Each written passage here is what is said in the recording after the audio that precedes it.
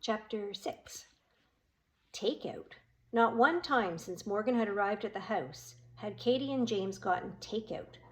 Morgan and Eli left behind the mystery of the windy drawing pad. It had probably been a draft anyways. Eli must have been mistaken, and scrambled to get out of the attic so as not to get caught there. James had never explained what the consequences would be, but Morgan did not want to find out. By the time they got down to the first floor, James was home too. He and Katie were standing together in the kitchen, waiting. James was usually easy to read, but the expression he wore now was hard to describe and equally hard to interpret. He had a genuine smile, but at the same time, it looked like he was constipated. Morgan's best guess was excitement and nervousness rolled into one. But why? "I'm kind of freaked out right now," Morgan admitted. Eli said nothing. "Well, we're allowed to do something special for supper, aren't we?" Katie asked. Morgan sniffed the air. Takeout usually had a distinctive smell, depending on where it was from. Everybody knew when they were passing McDonald's, for example. McDonald's had a smell, but this one, she couldn't place it. Morgan caught Eli sniffing too. She looked at him for an answer, but he shrugged. "Special why?" "You'll see," Katie said. "Is this because of breakfast?" "No," said James, "but we do have to talk about that." "Later," Katie said. "Yeah," James said, it was dumb of me to make faces out of the food, and I don't think it was appropriate for you to act the way you did. We wouldn't reward you for that." "Fine," Morgan said, and she decided that she may as well collect more good karma. "I shouldn't have made a mad face out of your food, so I'm sorry." "Thanks, Morgan," Katie said. "All right," said James. "Apology accepted, and I'm sorry for treating you like a kid. There will be no more faces made of food." "We're learning." Katie looked at Morgan, meeting her eyes, and then at Eli. "We've never had foster children before. We've never had children before. If you just let us try." Katie's eyes started to glisten, but she gathered herself. "Why don't we go eat?" What was up with that? No house that Morgan had been to previously had had somebody like Katie or James. No foster parent had looked close to tears in a good way because of her presence. Mostly, they seemed to want to help, even if their attempts had been misguided. As Morgan had told Eli, Katie and James were trying to be saviors for the poor native kids. There were some, though, who were just trying to collect some extra money by taking in foster children. There was one house Morgan had been in when she was 9 and 10, where she was treated fine, she guessed, but every time the family, they had their own kids too, went out together, like a movie or something, they left Morgan at home in front of the television. They didn't even want to spend $10 on her for a movie ticket. They'd never intended for her to actually be family. She'd always thought that Katie and James were in the savior category. They didn't need the money. But maybe she was wrong about them. Then again, maybe she wasn't. How much could you really piece together from glistening eyes, food faces, and takeout? "Sure," Morgan said. "Let's eat and celebrate whatever mystery occasion we're celebrating." We just want to be a surprise until it isn't," Katie said. Morgan looked at Eli with wide eyes as they entered the dining room, and she mouthed, "What the heck?" Eli shrugged. He did a lot of shrugging. It wasn't your average takeout. That much was clear as Katie and James started to place the food from the containers. They were using what Morgan figured were the good plates, not the ones they'd eaten off of previously. It looked like china you'd use for Christmas dinner or Thanksgiving or something, gleaming white and outlined in gold. And it wasn't just the plates. Katie had brought out good silverware and crystal, old-fashioned glasses with snowflake designs on them. Each of the fancy plates ended up being filled appropriately with fancy food. Katie announced that they would be eating like she was a server at a restaurant, reciting the specials. Salad with field greens, cucumber, feta, red onion, sunflower seeds, cranberries, wild rice. Bison chili with seasonal beans, veggies, sweet corn, shredded cheese. And last but not least, traditional bannock. It was certainly nothing like McDonald's. If Katie hadn't told her it was takeout, Morgan would have believed the meal to be homemade. It looked, she had to admit, amazing. The first thing she did was pull off a piece of bannock, slather it with butter, and pop it into her mouth. Now, by no means was she a bannock aficionado.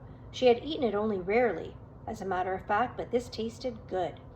The last time she'd had some was in September, during the school's Orange Shirt Day, when the student body honored the First Nations children who had attended residential schools. Over lunch, everybody had been given bannock.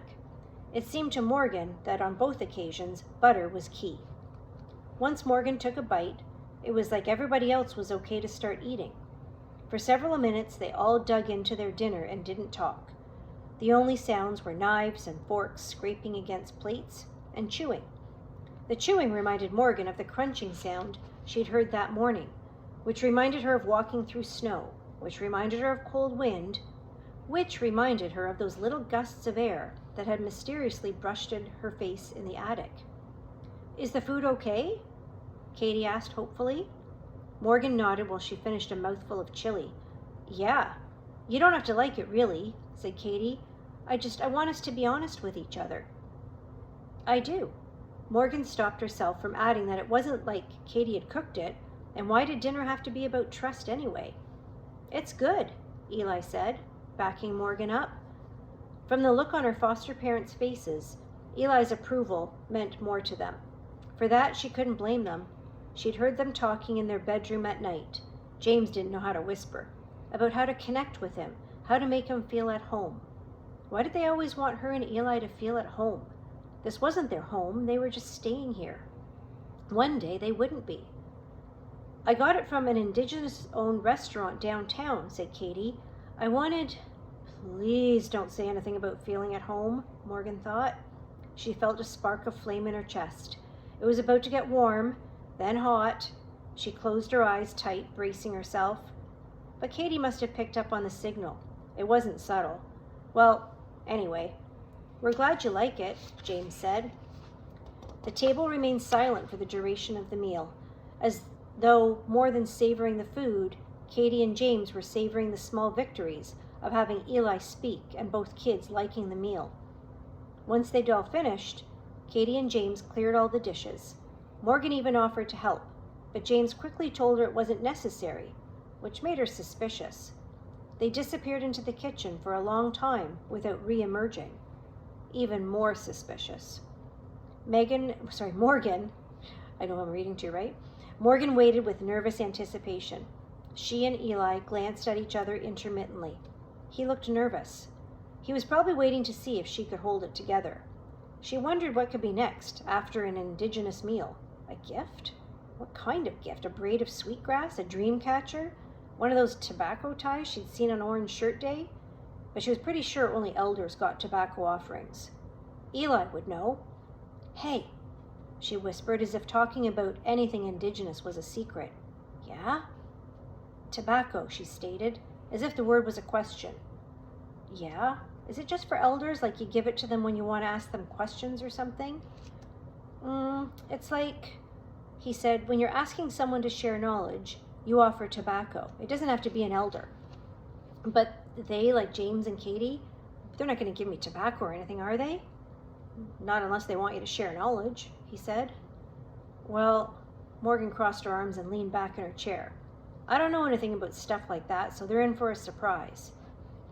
"You don't even know what they're going to do," Eli shouted and whispered at the same time. He looked even more worried now. "Are you going to freak out if they bring out something native?" he asked, making air quotes while saying native. "I didn't freak out about the bannock, did I? I just shut up and I ate it." "Well, yeah, but—" Katie and James entered the dining room, and James was carrying a cake that looked like a birthday cake. He placed it in front of Morgan, and she avoided reading what was written on top, mostly so she wouldn't get annoyed. But there was more. "Before we have dessert," Katie announced, "we have a little gift for you." Oh, they actually did get me tobacco or something, Morgan thought.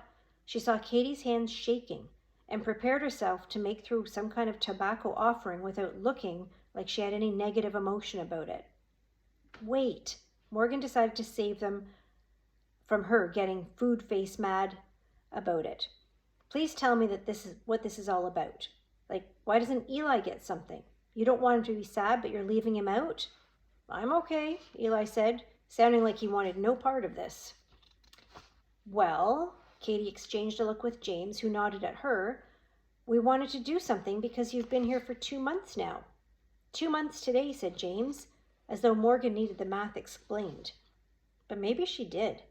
She hadn't kept track of when she'd arrived, and certainly would never have kept track to celebrate the date. So we're celebrating, Morgan tried to swallow the burning in her chest, our anniversary? Like we're dating? That's right, said Katie. Not in a weird way, James said. Oh, it was weird, but Morgan kept this to herself. Why 2 months? Why not 1 month? Well, it just felt like maybe you needed something nice done for you. So this is because of the food face, Morgan said. You know, I would have been fine, like if you didn't make my food into a happy face, right? That was a coincidence, said James, obviously trying to avoid another blow-up. Are you fine, though? Katie asked. This question hung in the air until Katie placed a box on the table beside the cake. It had black wrapping paper with 2 ribbons, one yellow and one red, which met at the top of the package under a pretty white bow. They were the same colors as the medicine wheel Morgan had seen at school. Morgan took a deep breath. Remain calm. So what? They're celebrating your 2-month anniversary with them. It's cringeworthy, but there are worse things in the world. Climate change, for example, that's worse. Katie and James looked hopeful. Eli looked scared. Katie slid the gift to Megan and said, "Open it." "Okay," said Morgan. "Sure." Morgan pulled off the bow, slid off the ribbons, and ripped open the wrapping paper to reveal a shoebox. The box said, "Manitoba Mucklucks." She lifted the lid and saw a brand new pair of moccasins.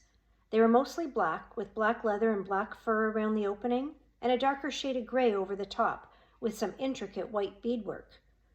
Morgan closed her eyes and focused on her breathing. "Do you like them?" Katie asked. Morgan kept her eyes closed as long as she could. "Morgan?" Morgan shook her head quickly. She needed a minute. "Just accept them. Put them on your stupid feet. Let it go." Katie said, "We thought you could just wear them around the house. I know the hardwood down here gets cold in the morning, so it'd be comfortable, and in the winter—" "You can actually wear them outside instead of boots," said James. "They're called wool teepee." "Wool teepee," Morgan repeated, still breathing. "We wanted to make you feel more at home," Katie said.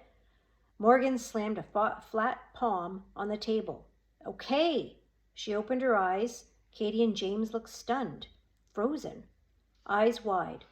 Eli looked like a balloon that had air seeping out of it. "Let me get this straight," she said, trying to lower her voice.